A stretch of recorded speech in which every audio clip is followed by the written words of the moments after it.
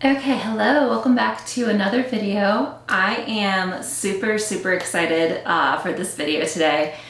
This is my May wrap-up video, and I had such a great reading month in May. I don't know what happened. I read mostly 4 and 5-star books. I found a new series that I absolutely loved. I read a few things that aren't even generally within my comfort zone, and I really loved them. I had one 3-star read, but that was good too.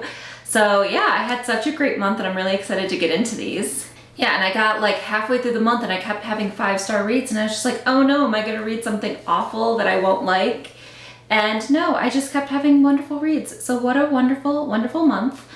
I generally do these videos from like least liked to best liked, so this is gonna be kind of hard because they're all so close in my mind, and try to do it more off of vibes, but we'll see what happens. They might not really be in any true order, especially all the 5-star books. I just really loved like all of them so much. So first, let's start with our 3-star read. I read Undercover Bromance by Liza K. Adams, and I gave this a 3-star. This was the second book in like the bromance book club that I read a couple of months ago by the same author. And while I liked this one a little better than that first bromance book club book, I think there's just a bit of a disconnect with her writing or with the couples. I'm just not that interested in either of the couples. I did like this one a little bit better.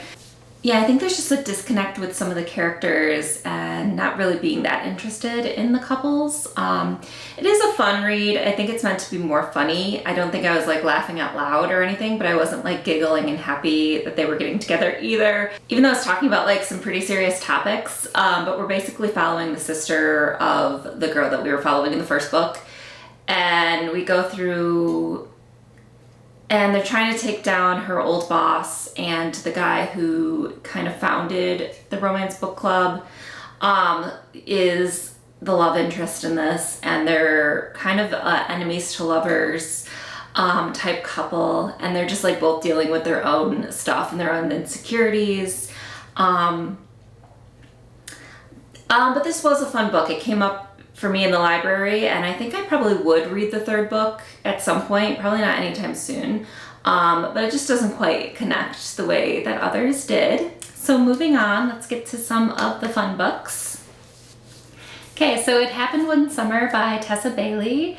I loved this book so much. This book I gave 4 stars. This was like the perfect summer romance. I definitely read this at like the exact right time of the year. I've been in a romance mood anyway.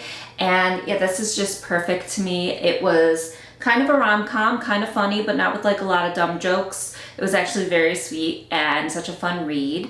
We have Piper, who is like an LA socialite, it girl. Her and her sister go to this small town that they're originally from, and they're taking over her dad's bar. Her dad's no longer alive, but he had a bar that I guess he left to both of them. And she runs into this grumpy fisherman, and it's very much a Grumpy Sunshine trope. And it's super sweet. They're both total opposites, but they fall in love, and I just really loved it. I loved the writing a lot. I thought it was super funny. She goes through a lot of growth in this book, and I really thought it was great. I really liked the small fisherman town. It was very fun, very summery. And I just love that she referred to him as like her charging station, because I feel like I have people in my life that are like that to me, and I feel like that was like such a good way to put it, and they were just like a really fun couple, and you really wanted them to get together and root for them. And I really liked Tessa Bailey's writing. I thought like the romance in this was super sweet, but it was also really funny, and the spice scenes were fun. I also read Hook, Line, and Sinker, which is the other sisters, so Piper's sisters' romance with Fox, another fisherman who's friends with Brendan, the guy from the first book. I also gave it 4 stars. I really liked Hannah. She was really into music and trying to figure out things with her career, and she was sort of stuck, and she had a crush on her boss. But I don't think I've really read anybody who was that into music the way that she was. And her character was super fun and very relatable, much more relatable to me than Piper was. And then Fox was a really interesting character too. I really liked both of these people a lot. He's sort of like the town playboy, and he's kind of known for being like a womanizer, but he really can't get past that. That's what everyone thinks of him and kind of belittles him a bit about it, and he really wants to just break free from that and be in a serious relationship, because he definitely falls for Hannah like kind of before she does.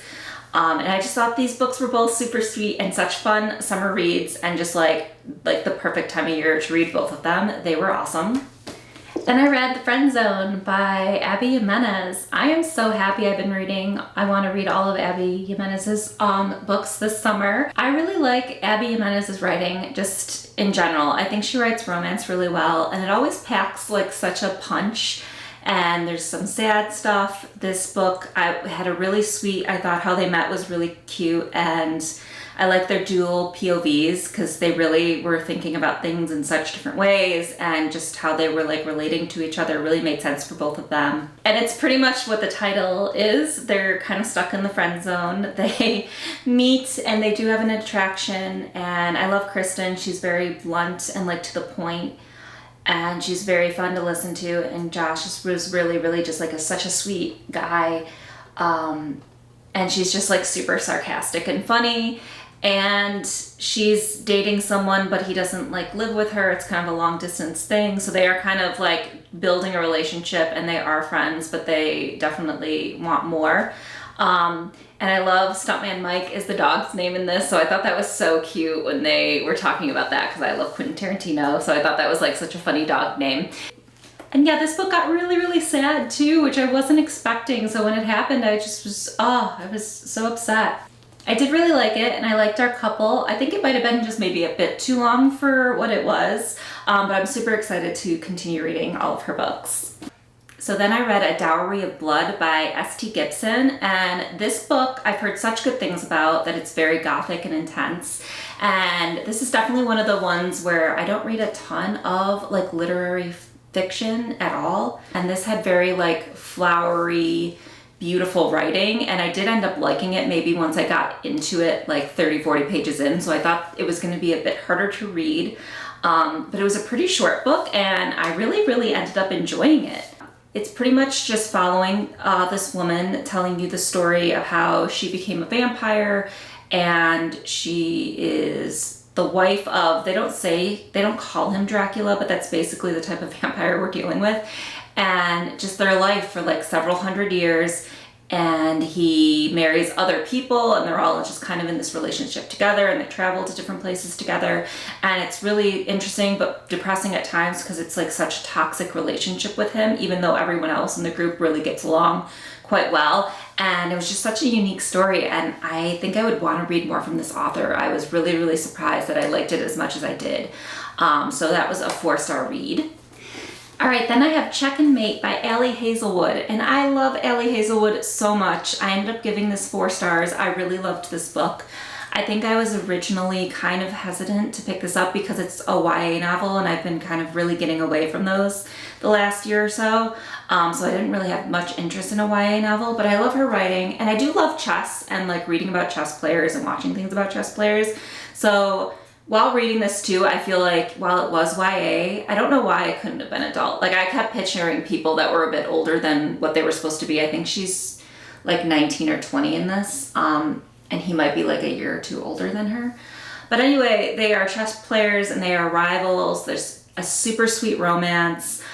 She was very into chess but kind of stopped playing, and in the beginning of the book she goes up against like the greatest player in the world basically, and she beats him, and he's so curious of her, and then they end up falling in love, and they're just like rivals a bit, but he wants her to truly succeed. And it's a little similar to like her STEM romances, where she's a woman in the chess world, and you get to kind of get some insight into some of the situations there of like women trying to get into playing chess and how it's like a bit harder for them.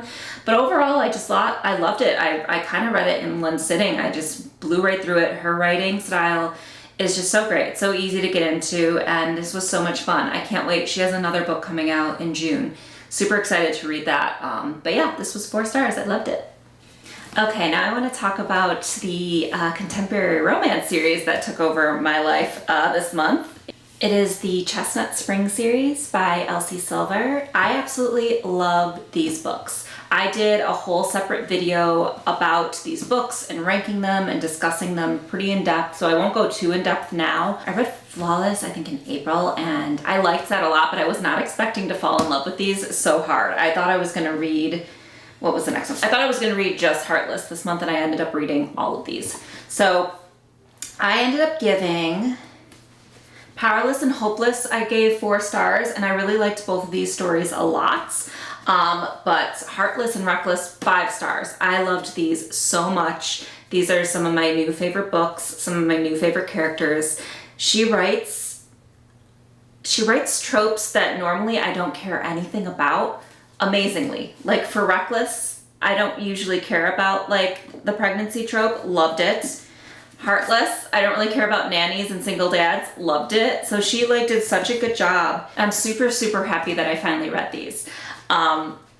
They're basically, we're following this family who lives in Chestnut Springs, and there's a bunch of brothers, and each book is about a different brother. One of them is about a friend of the family who's basically one of their brothers. And my fave by far was definitely Reckless. I just loved Willa and Cade so much. This book was funny, it was romantic, the spice is fun in these, the writing is just so addicting and so great. And then Heartless, I really love Winter so much. It's so sweet. I love her. She was such an interesting character. She's Summer's sister from the first book. She was just so cold in that book, and then everything happens in this book, and it was just so emotional and intense and amazing. And then also shout out to Bailey in Hopeless, because I loved her. She was such a fun character as well. But yeah, I did a whole video about these books. Yeah, if you haven't read these yet, I highly, highly recommend them. Even if you don't generally like romances or cowboy romances, I never thought that was something I'd care about. Her writing is just amazing. And like I said, tropes that I normally do not care about were like the most addicting and amazing thing. I had such a great time with these.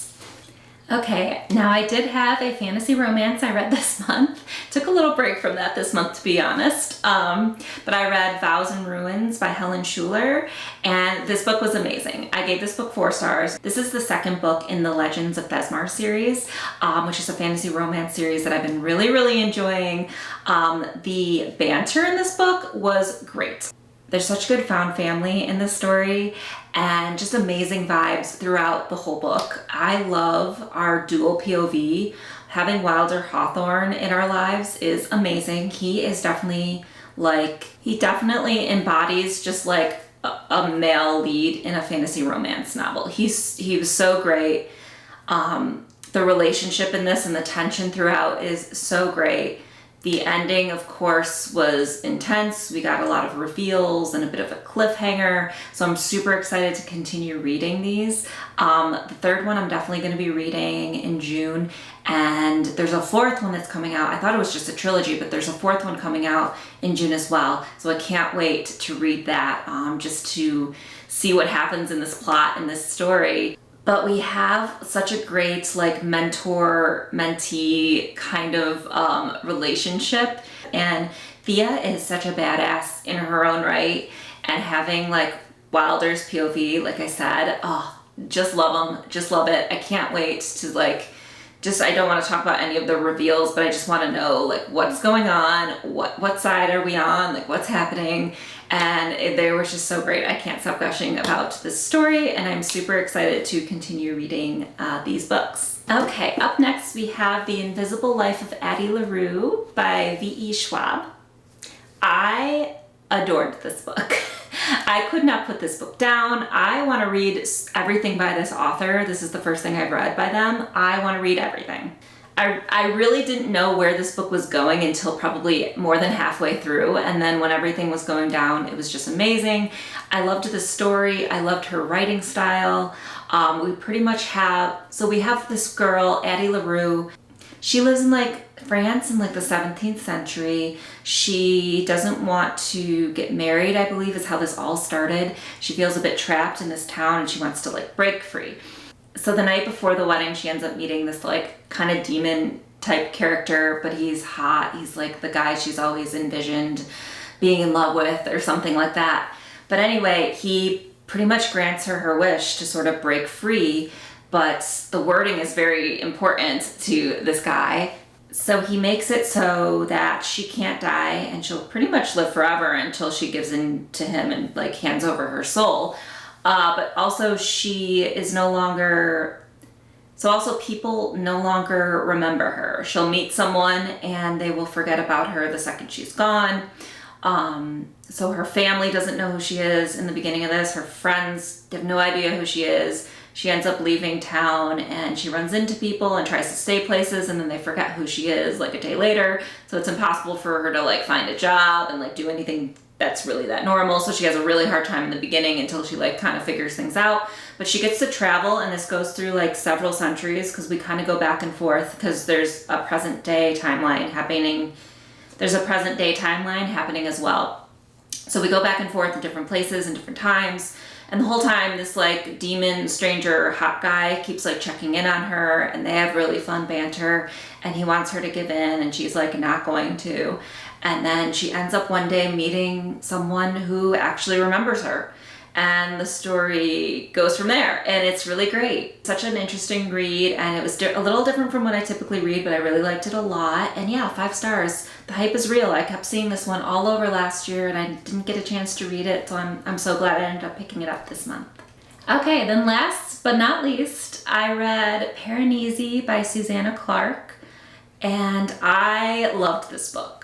This was a book that I kept seeing on lists and kept reading about and thought it would be cool to read because it sounded really weird, and it was. I wasn't sure what to think of it at first, but then I really got into it and I had no idea where it was going. I was just completely floored once everything got revealed, and the writing style was great. It was just so creative. We are in this guy's mind, and he's in this house, but we don't really know like where or when, if it's like a real place. We don't know really anything. He's just describing this house, and he's kind of come up with this whole story about like why certain things are in certain rooms, and he hasn't been in like the whole area yet because it's a huge place. And yeah, you just follow him around while he's just trying to figure things out. And this is another one where I don't really want to say too much because it's just like, it's amazing. You definitely just have to read it and kind of live it. But yeah, I gave that book 5 stars, and I was so amazed because I read Addie LaRue and Piranesi like within the same week, and I was just like, what is this month? Oh my gosh, this is crazy. So it was so refreshing to kind of like get out of my comfort zone and find some stuff that I really liked. Highly recommend Piranesi if you haven't read it yet. It was amazing. And that was my May. What a great month. Oh my gosh, it was so much fun. I got some new favorites, some really good reads. It just really gave me this like momentum to want to keep reading and adding more things to my list. So that's my wrap-up video. Thank you guys so much for watching. I truly had such a fun month and such a fun time filming this video, just remembering all of these amazing books that I read. And if you haven't yet, please like and subscribe to my channel. It really helps me a lot, and I appreciate that a lot. And I will see you guys in the next video. Bye!